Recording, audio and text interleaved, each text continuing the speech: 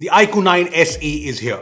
This phone launched in India recently at Rs 34K, and that's good pricing for a phone with Snapdragon 888. So is this actually a good all-round smartphone, or are there any major cost cuttings?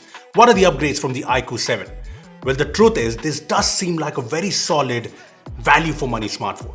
I say this because I've been checking everything on this phone and there does not seem to be any major compromises from iQOO. I mean, here's the phone and the design is good. There's a glass back with a matte finish, and I know it looks kind of similar to the iQOO 7, but the camera module is slightly changed. Now the looks are subjective, but I like that this finish is not a fingerprint magnet and it has the Scott Sensation UP glass protection.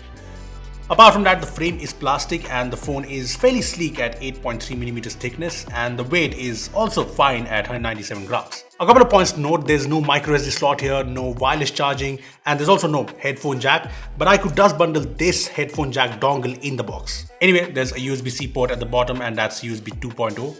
The phone is also IP52 rated for splash resistance. And as for the speakers, there's stereo speakers, a speaker on the bottom and a speaker in the earpiece for the stereo speaker experience. On the front, you get this display. The specs are pretty good and this is a good AMOLED panel. The colors look nice, it's sharp and it's fairly bright, so no problems with outdoor viewing. There's also fast 120Hz refresh rate and you can set it to smart switch or force 120Hz everywhere. I prefer the 120Hz mode because the UI just feels more smooth and fluid at that. The iQOO 9 SE also has the Widevine L1 license, so Netflix or Prime Video playback is in full HD.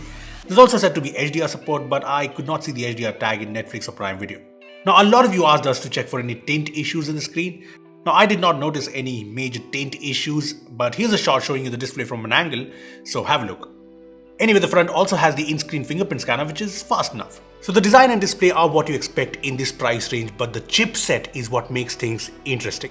Snapdragon 888, LPDDR5 RAM, UFS 3.1 storage, all top-of-the-line specs, and at this price, 888 is good. I mean, the 9RT brings 888, but that's in the iQOO 9 territory at 43K, so yeah, this is good. Now here are some benchmark scores from the phone. Yes, the scores are good, kind of what you expect with the Snapdragon 888. Now there's always the doubt of thermal throttling and heating issues in powerful Snapdragon chipsets. Now iQOO 9 SE does have vapor chamber cooling, but I obviously did the CPU throttling test. I set the phone to monster performance mode and ran the default test with 20 threads, 15 minutes, and here's the result. Yes, 77%, which I think is fine. I mean, there was no red in the graph and I ran this test multiple times and you can check out the results. I also checked the temperature after the test because a lot of phones get hot after this, and the temperature on the SE is 40-41 degrees max, which is not overheating. These tests apart, I can't comment on the iQOO 9 SE's long-term performance because we got the phone yesterday, but so far it feels like a fast and responsive phone with no weird performance issues. BGMI is good too. It's Snapdragon 888, so it supports Ultra HD graphics with ultra frame rates, and here's the gameplay at its highest setting and you can see that the performance is smooth and nice. When it comes to software, the iQOO 9 SE has FunTouch OS 12 based on Android 12. Brownie points to iQOO for not launching a phone with Android 11. When it comes to software updates, iQOO has confirmed 2 major OS updates as well as 3 years of security patches. Anyway, the FunTouch OS 12 experience is something you know about, and as for pre-installed apps, there are these apps that came with the phone and you can uninstall them. Now, one area where some people have doubts on is the cameras. It's the same camera setup as the iQOO 7 and 48 megapixel in a world full of 108 megapixel sensors and 64 megapixel sensors. Sounds a bit okay, but I don't think megapixels matter and there's OIS on board. Now, I've only taken a few shots, but daytime photos look great so far with a lot of detail, and the dynamic range is also very good. In low light, I did notice some noise, but other than that, the photos are fairly sharp and nice. Although I want to test this extensively to get a better idea. The main camera supports 4K 60 FPS video recording, but when set to 4K 60 FPS, it says OIS and EIS disabled, which means OIS only works till 4K 30 FPS, which is fine. I mean, here's a 4K 30 FPS video from the phone to give you an idea of the stability and quality. Yeah, it seems good to me. I also took a few shots from the ultra wide angle lens and they're decent when it comes to colors and sharpness. The details are a bit lacking like most ultra wide angle sensors in this segment, but other than that, it's fine. Next up, here are a few selfies from the 16 megapixel front camera, and I think the front camera quality is very good. The photos are sharp with good details and good all-round exposure, and the colors on the face are very natural. One thing though, there's no 4K recording on the front. Moving on to the battery, the iQOO 9 SE has a 4500 mAh battery with 66 watt flash charge. I'm yet to test the battery, and yeah, there's no 120 watt charger like the iQOO 9, but the 66 watt charger should be very fast. Also, the phone supports 65 watt USB PD charging, which is good.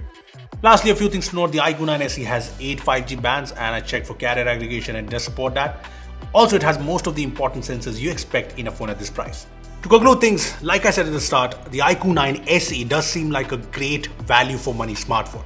Now, this is not my final word because I'm yet to compare this phone with others, use it as my daily driver, but yeah, it does look like it's got most of the bases covered. See, the design is fairly premium with features like stereo speakers. It is powered by the Snapdragon 888 and the performance seems solid so far. There's Android 12 on board, the main camera has OIS, the battery and charging seem good, so there are no real cost cuttings here.